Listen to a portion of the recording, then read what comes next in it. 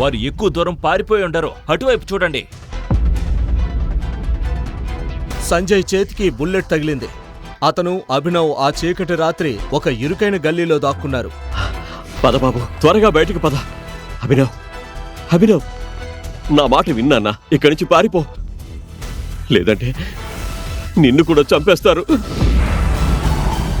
నడి రోడ్డు మీద వాళ్ల కారు ఆగింది. కారుకు ఎదురుగా రాణా నిలబడున్నాడు.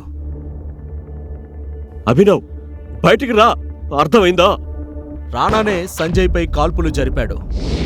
లేదు నాన్నా, నేను నిన్ను వదిలి వెళ్ళను. మొండిగా మాట్లాడక అభినవ్. చూడు బాబు, నేను నా జీవితాన్ని గడిపేశాను. ఇప్పుడు ఏం చేయాలన్నా నువ్వే చేయాలి. ఇకపై అంతా నువ్వే చూసుకోవాలి. నా మాట విను. ఇక్కడి నుంచి వెళ్ళాక మళ్ళీ వెనక్కి తిరిగి చూడకు, ఓకేనా? ఈ ప్రశ్నలకు సమాధానాలు తెలుసుకోవాలంటే నెక్స్ట్ ఎపిసోడ్ వినాల్సిందే.